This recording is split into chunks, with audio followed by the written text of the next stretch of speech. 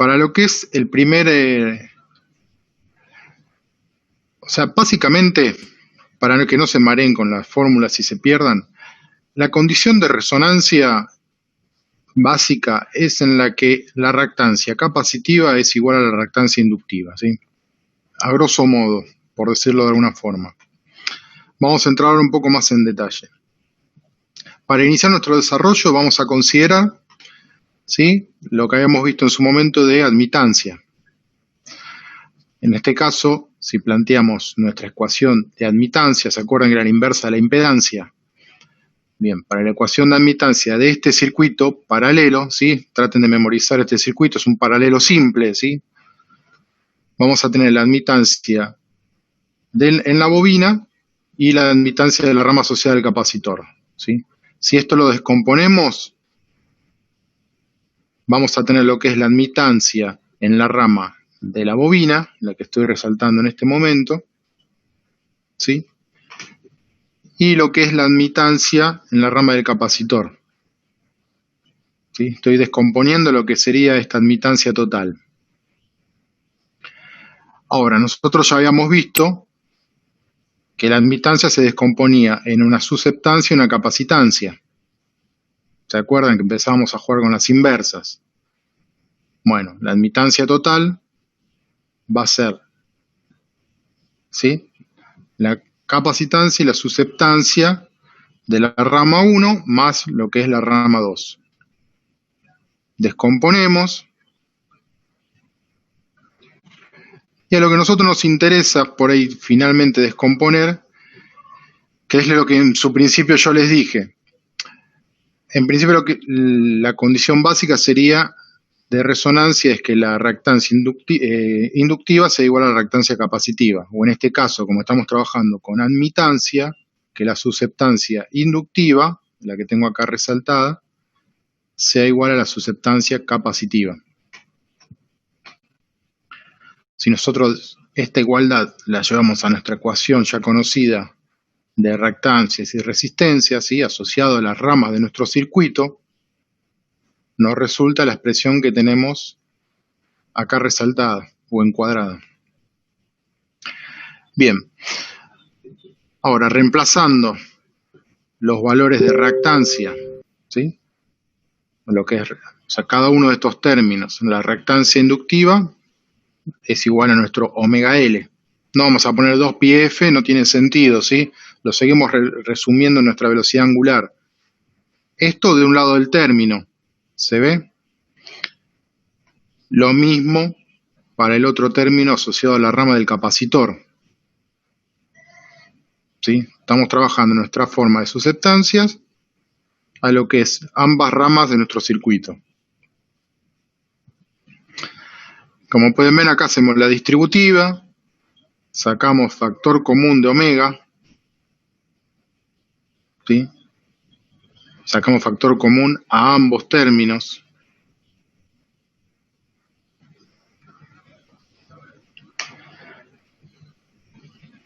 Simplificamos omega a ambos lados. O sea, vamos haciendo una operación para llegar a una única expresión, ¿sí?, una expresión que nos va a poder determinar una condición o frecuencia de resonancia. Simplificamos, dijimos, a ambos lados con omega. Agrupamos nuestros términos, ¿sí?, ya no tenemos más omega de uno de los lados.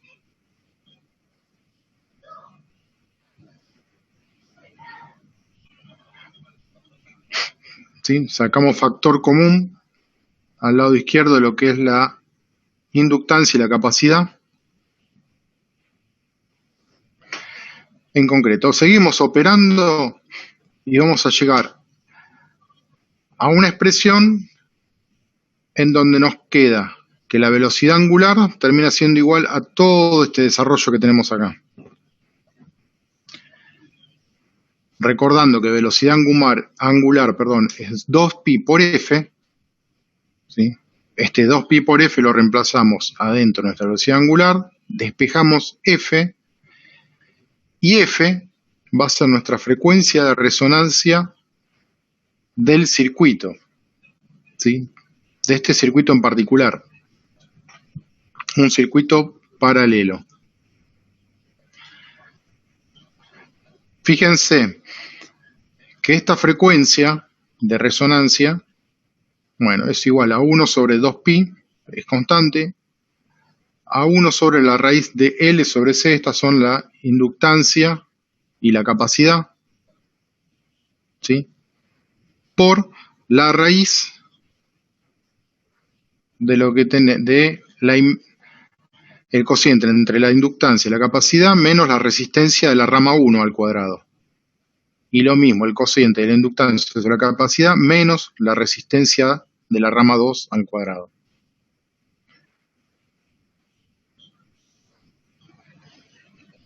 Esta expresión de frecuencia lo que nos va a dar, ¿se acuerdan? Cuando nosotros calculamos nuestros valores de reactancia, ya sea inductiva o capacitiva, partimos de un valor que la frecuencia vale 50 Hz, salvo que se mencione lo contrario. Creo que raros ejercicios hemos tenido a un valor distinto. No sé si alguno hablaba de 20 Hz, pero no es lo común, generalmente hablamos 50 Hz.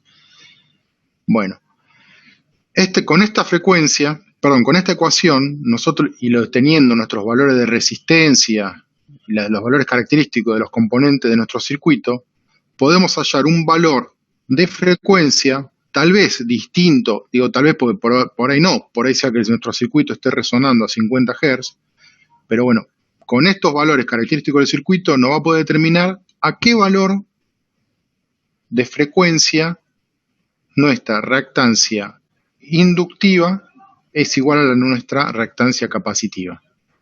Bajo esa condición, nuestro circuito va a estar en condición de resonancia y se va a comportar como si fuese un circuito resistivo puro, que es lo que habíamos visto un poco en la práctica 6, en algunos de los ejercicios que empezamos ya a avanzar, ¿sí? En donde tomaban valores de XL igual a XC. Bien. Ahora, ¿qué ocurre?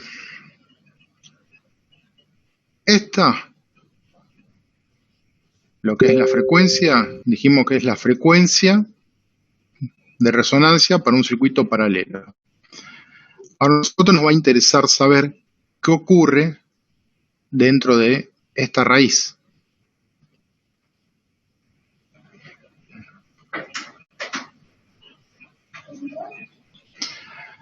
A ver.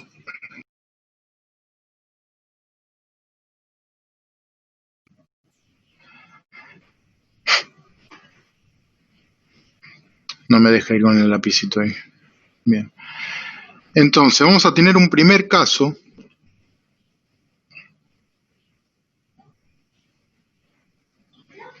Disculpe un minuto antes de arrancar con esto.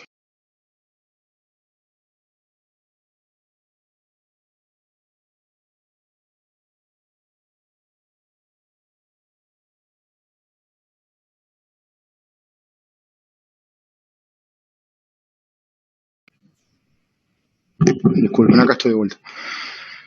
Les decía, vamos a analizar lo que es la raíz. Entonces, vamos a tener un primer caso.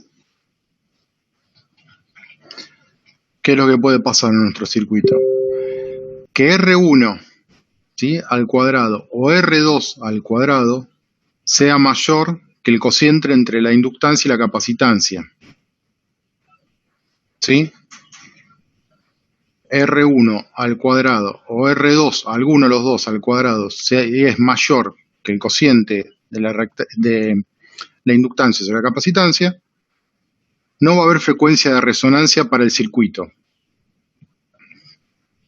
¿Sí? Bueno, ya que la raíz es negativa y por lo tanto la frecuencia va a ser imaginaria.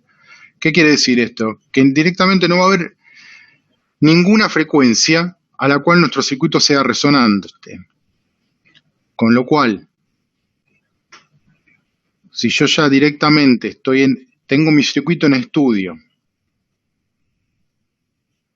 y visualizo esta condición, ¿sí?, veo que ya sea R1 o R2 al cuadrado es mayor que este cociente, directamente, si alguien les pide calcularme la frecuencia de resonancia, claramente con ese análisis directamente la respuesta es no, no hay frecuencia de resonancia, no va a poder ser.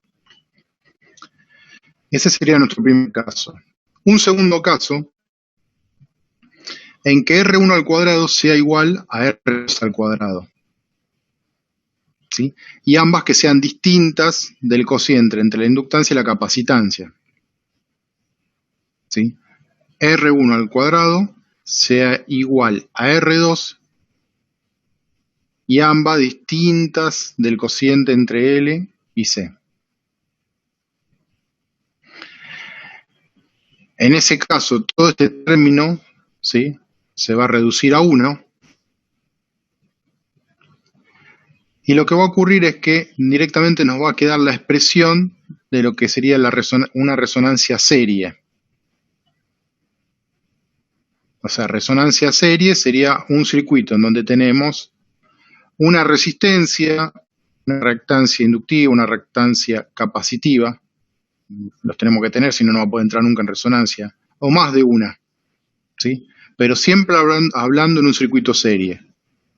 Con lo cual, para los casos en que tengan R1 igual a R2, el cuadrado de ambas resistencias igual al cociente de L sobre C, en ese caso estamos en presencia de lo que sería una resonancia serie. Después tenemos un tercer caso en que R1 al cuadrado sea igual directamente a R2 al cuadrado y ambas iguales al cociente entre la inductancia y la capacitancia.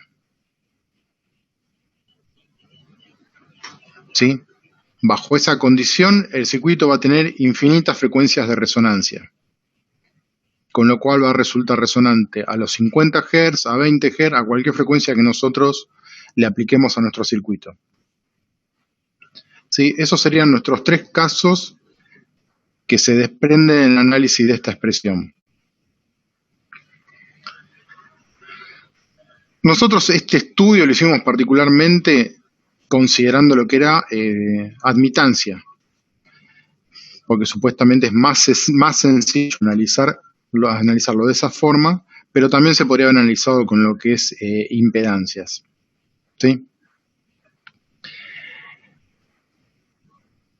Bien, pregunto, ¿alguna duda respecto al análisis de esta expresión? ¿O hasta acá lo que vimos? Básicamente nosotros nos vamos a estar manejando con esta expresión, que por ahí parezca complicada al momento, pero una vez que ya la escriban 2 o 3 veces se la van a estar aprendiendo. Inclusive, para nosotros lo más importante va a ser esta expresión, la que estoy remarcando en amarillo, que es la expresión de resonancia serie, ¿sí? Y después, en todo su conjunto, lo que es resonancia paralelo, para circuitos de este tipo, ¿sí?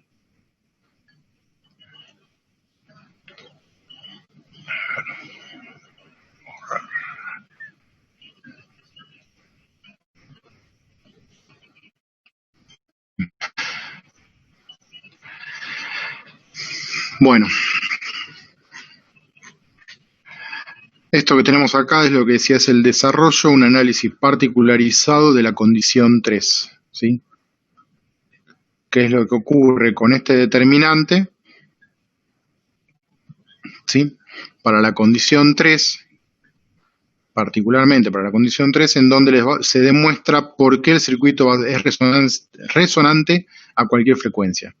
Creo que no tiene sentido que yo les esté leyendo puntualmente cada uno de estos puntos. Si a alguno le surge alguna duda de su lectura, me avisa y lo repasamos, no hay problema. Pero no es más que eso. Y después sí, a ver si esto me deja hacer un zoom. Bien. Este gráfico que tenemos en pantalla nos está indicando qué es lo que ocurre con la impedancia y la reactancia capacitiva, la reactancia inductiva, y la intensidad.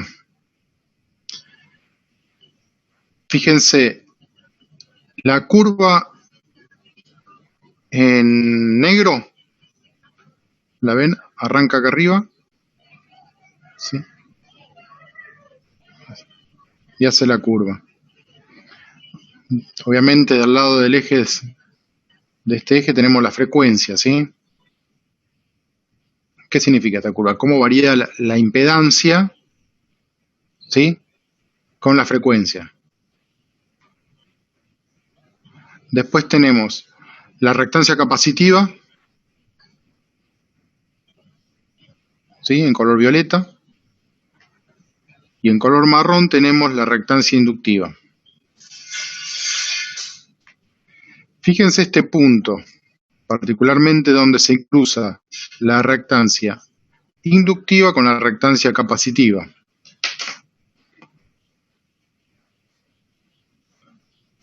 Punto en el que XL es igual a XC.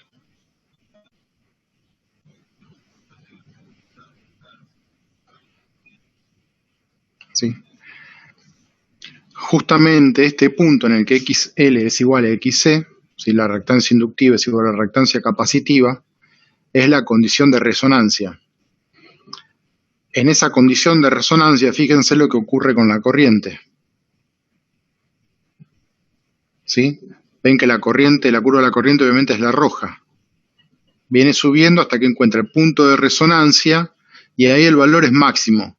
No quiere decir que esto empieza a decaer, no. Simplemente, si la condición de resonancia se mantiene, si por ejemplo uno hace que el circuito sea resonante a 50 Hz, lo que va a pasar es que el circuito va a ver como que se anula XL menos XC. ¿Sí? A ver si puedo escribir algo más que me interesa acá. Acuérdense, corriente es igual a tensión, una expresión básica nomás, pero para que vean qué es lo que está pasando. Dividido de la Z, la impedancia. Tensión dividido R al cuadrado con todos los moños que nosotros le ponemos, más XL menos XC. ¿Sí? Fíjense, nuestro valor, mientras tenemos XL y XC junto con R que forman la impedancia, obviamente es un número, el cual va a ser mayor, por ende mi corriente va a ser menor. Ahora, si el circuito entra en resonancia, esto se va a transformar directamente. La corriente va a pasar a ser la tensión dividido la resistencia. Esto a grosso modo, ¿no? Pero es más o menos lo que está pasando cuando un circuito entra en resonancia. Se me anula una parte de lo que es mi impedancia, con lo cual por eso es que la corriente se termina, por decirlo de una manera grosera, disparando, sube, aumenta. ¿Sí? Digo, para que se queden con algún concepto de qué es lo que está pasando. Qué sé yo, en estructuras civiles habrán visto por ahí algún documental o ya se lo habrán comentado tal vez en estabilidad. Cuando algo entra en resonancia, una estructura entra en resonancia, habrán visto la típica foto en que un puente empieza a oscilar. ¿Sí? ¿Alguno tiene alguna típico de estas películas de catástrofe que empieza el puente a oscilar de una punta a la otra hasta que colapsa? Bueno, en electricidad generalmente no es muy deseable el fenómeno de resonancia, pues lo que ocurre es eso, se nos dispara lo que es la corriente. Aumenta la corriente con los perjuicios que eso puede ocasionar. Bueno, no sé si tienen alguna consulta, chicos.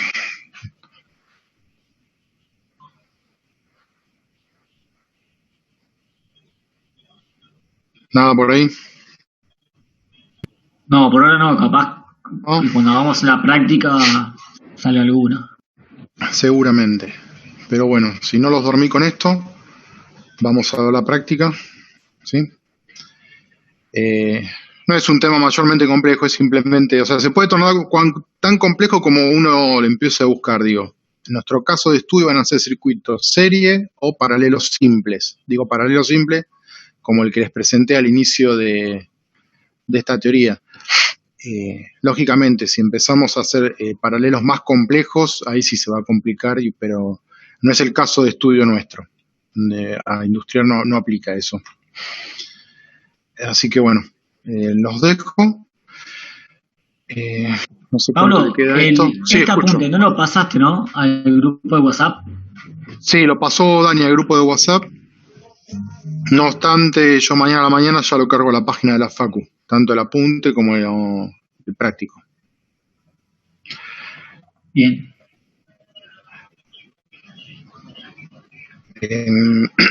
Si les parece, cierro la sesión, que quedan unos minutos, 10 creo.